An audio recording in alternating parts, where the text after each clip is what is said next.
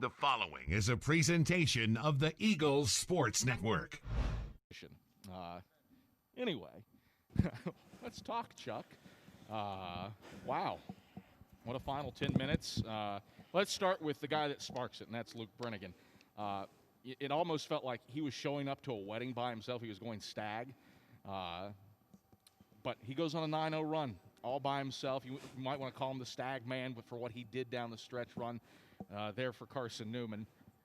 But a 9-0 run that turns a 2-point deficit into a 7-point lead that you never lose. How about Luke Brennigan, and how about the Eagles' ability to finish? Only because there's so many guys that I can actually talk about tonight. I have no problem talking about that burst, that offensive burst that Luke provided there at a critical time in the second half. And, of course, he had to make the shots. But what was equally encouraging is you could see his teammates were wanting him to they were let's get hot. Let's keep the hot hand going. Let's keep and squeeze as much juice out of as possible. So he's gaining more and more confidence day in, day out. He's asking defenders to fight his fight, which is really smart. He is a smart player, and he knows what his fight is, so he's getting them to do what he wants to do. And he jumps up and makes those shots, and that was definitely a separation moment in that half. There is so much to unpack from this game. And let's start on the defensive effort. You produce your top defensive effort in terms of field goal percentage allowed since Wingate in 2015. That game was was after the infamous Johnson C. Smith game before a Christmas holiday. Right. Was a great response. This one comes against a team in Lenoir-Rhyne that's third in the conference in scoring and field goal percentage. How did you clamp down on a team that is typically so effective from the field and does it at a pretty efficient clip? I give the credit to our players. Their focus and preparation is showing great value and great play come game time. And we've got guys, that are really, really playing very, very hard and are making, you hear this a lot in our coaches, that a lot of guys are making multiple effort plays to make offense hard. And you're right. I mean, Lenoir-Rhyne is a proven offense. They're a veteran club, and I was excited to see how our defense would be against them, because they have legit offense, legit scoring guys. So today, one game could be a completely different deal tomorrow, but today, one game, we did the job we needed to do on the defensive side. Offensively, how did you get things clicking? This was the first half where the jump shot went to die, but after halftime you shoot 64% from the field. What enabled your offense to click? Well, I think it was our defense getting us better opportunities as we flowed into half court.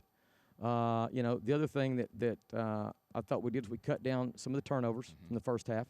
Came out the second half and still was, I don't know, a little bit loose with it, but we made some substitutions, let some guys get their minds right, and in the last 15 we really locked in. And again, I thought our defense and our rebounding provided a lot of opportunity for us.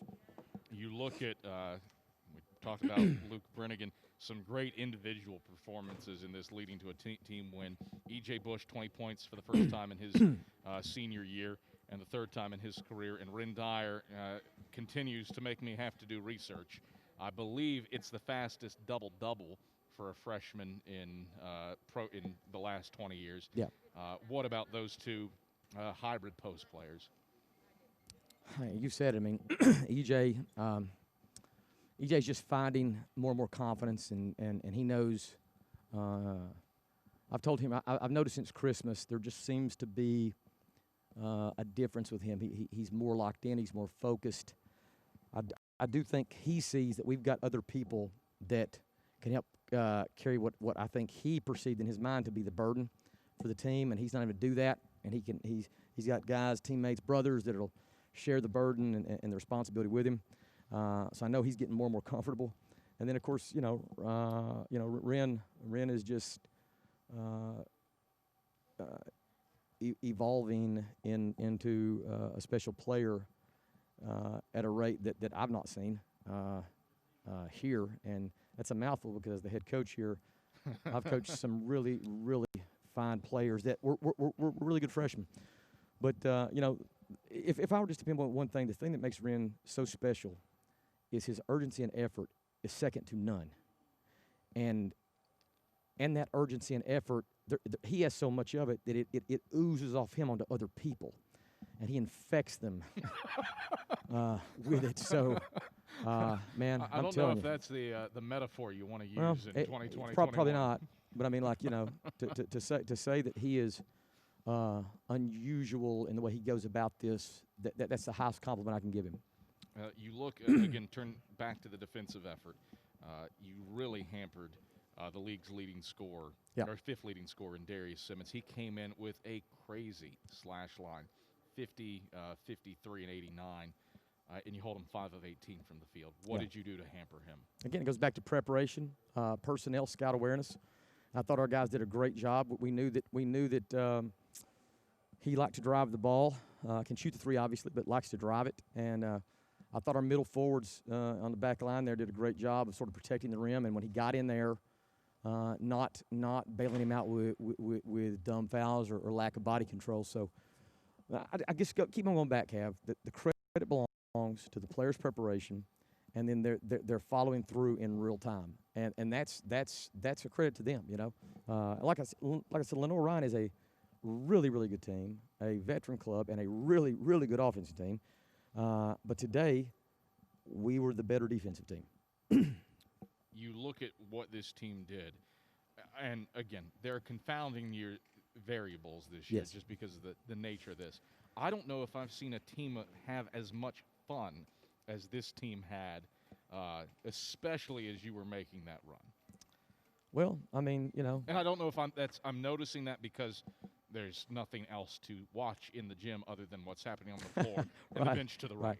Well, I got to give credit also to our camps community and our local community, because so much of the time we've in my time here, and I've been here in some form or fashion as a student, as an assistant, as a head coach, and we've always had such great following, and so a lot of times they've done the job, but obviously with the COVID situation, us having really nobody here, our guys are not only playing, but they're also cheerleading.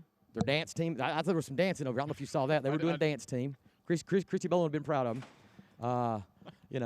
They're being the football team down on the baseline. I mean, a lot of guys are doing a lot of things, and fun is the right word. Fun is the right word, and I think it's fair to say we've all been sort of starving for some fun over the last calendar year. So this will be our outlet. That is the understatement of the year. All right. Again, I'm a broken record with this. Hopefully Wednesday, your team returns to the floor against Bluefield State. You wanted to see your response following a hard-fought loss on Wednesday. Obviously, they're here today. How do you hope your team responds to success against the Big Blues? Well, we keep on preaching moments. Our lives are about just moments. And past moments are just that. They're past, but they're memories. We need to define our current moment. And so whether we win or lose, we're on to the next preparation, on to the next game. We'll stay right there in our moments and not think too far. Well, won't think the future, won't think behind, and just keep it right there. All right, Chuck, pleasure as always. Congrats on not going stag. You've found defense. It's a nice partner to take to the big dance with a 73-54 win over Lenoir-Rhyne. Gotcha. Thanks, Kev. All right, that's Carson-Newman head men's basketball coach Chuck